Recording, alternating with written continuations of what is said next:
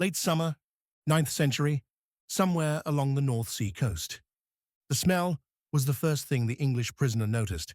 Not blood, not smoke, wood smoke from a hearth, boiling stew, fresh bread.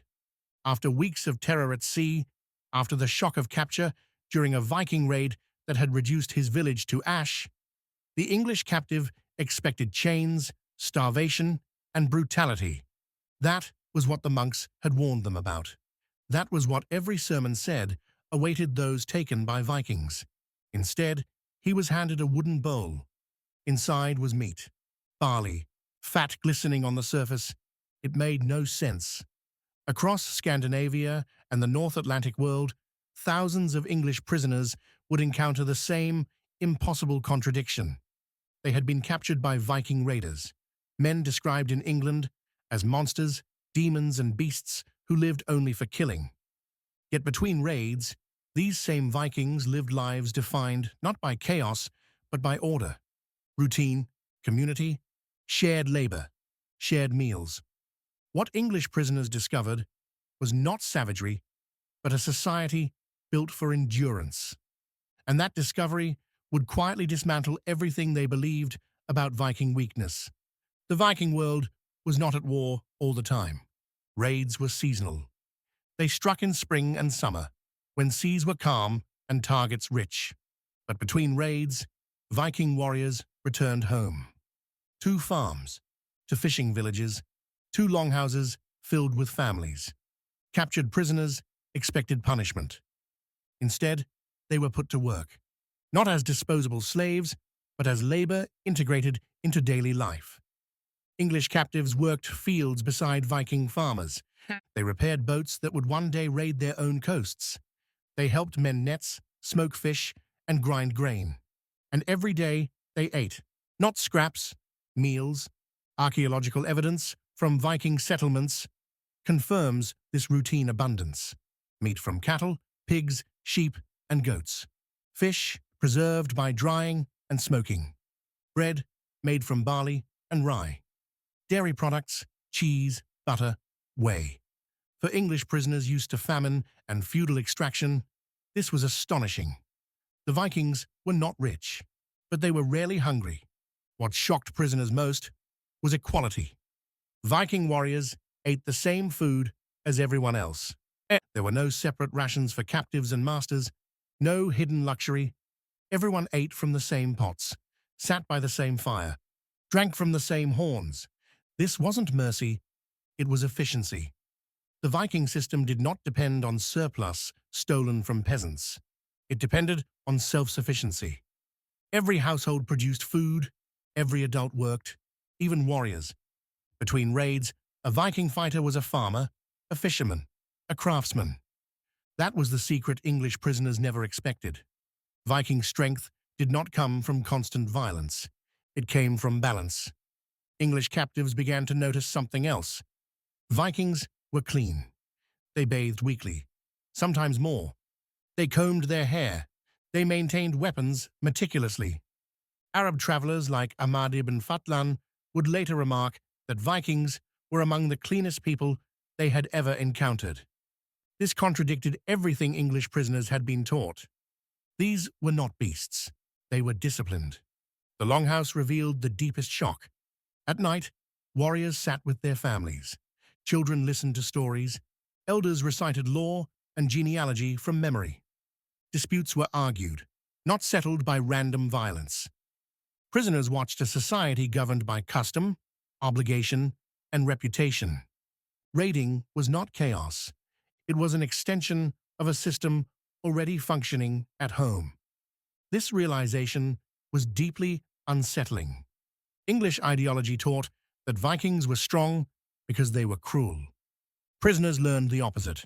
Vikings were effective because their society was resilient, because no one starved easily, because labor was shared, because every man knew his role before a raid ever began.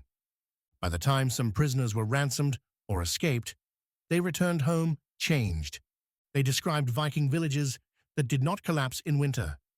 They spoke of food security unknown in England. They told stories of warriors who laughed worked and planned between raids. These accounts were often dismissed. They sounded impossible, just like Coca-Cola sounded impossible to German prisoners centuries later. But the truth was simpler. The Viking war machine was powered not by terror alone, but by stability. Raids were sharp, but life between raids was steady. And English prisoners who witnessed this understood something crucial. You cannot defeat a people who are not desperate. The monasteries would continue to preach that Vikings were demons. The kings would continue to call them barbarians. But the prisoners knew better. They had eaten at Viking fires. They had slept under Viking roofs. They had seen how the raiders lived when the ships were pulled ashore. And that knowledge was more dangerous than fear, because it revealed that the Vikings were not burning themselves out. They were preparing. What English prisoners slowly realized was that Viking raids were not acts of desperation. They were acts of confidence. The Vikings did not raid because they were starving. They raided because they could afford to. Their farms continued without them. Their families survived the winter. Their communities functioned even when warriors were away. Raids were additions to a stable system, not replacements for it. That distinction mattered. In England, war disrupted everything. Fields went untended. Labor vanished. Famine followed conflict. For Vikings, raids were seasonal interruptions. Life resumed when the ships returned. English prisoners saw this rhythm firsthand. Spring brought preparation. Summer brought raids. Autumn brought harvest. Winter brought repair and planning. Violence was contained. Order was constant. Prisoners also learned that Viking discipline did not come from fear alone. It came from reputation. A man who shirked work between raids was remembered. A man who failed his household lost standing. Honor was not proven only in battle. It was proven in daily reliability. That was why Viking warriors trusted one another at sea. They had already trusted each other at home. This system shaped how Vikings treated prisoners. Captives were assets. Labor mattered. Killing a prisoner wasted effort. Starving one weakened the household. So prisoners were fed, given tasks, watched, but integrated. This was not kindness. It was logic. Some prisoners were eventually ransomed. Others were absorbed into Viking society. Archaeological evidence suggests that many English captives stayed. They married, converted, raised children who spoke Norse and English. The Viking world was not sealed. It absorbed what it conquered. When these former prisoners looked back at England, the contrast was stark. Rigid hierarchy, heavy extraction, scarcity concentrated at the bottom. Viking society was harsh, but it was broadly sustainable, and sustainability wins long wars. This is why Viking raids did not burn out quickly. This is why they expanded from England to Ireland, Francia, and beyond. They were not running on desperation. They were running on surplus, a surplus of food, a surplus of labor, a surplus of resilience. English leaders misunderstood this. They believed terror alone drove Viking aggression.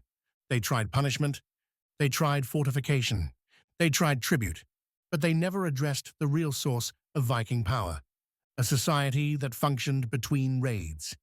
For English prisoners, the revelation was unsettling. They had been taught that Vikings were chaos. They learned that Vikings were organized. They had been taught that Vikings lived for violence. They learned that Vikings lived for continuity. Raids were moments. Life was the system.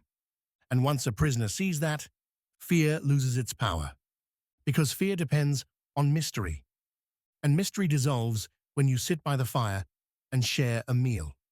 By the time these prisoners returned home or disappeared into the Viking world, they carried knowledge more dangerous than any weapon. They had seen how the enemy lived when the fighting stopped. They had seen that the Vikings were not collapsing. They were preparing for the next season, the next voyage, the next raid. English prisoners couldn't believe how Vikings lived between raids, because what they found was not chaos. It was a system built to last, and systems that last are the hardest to defeat.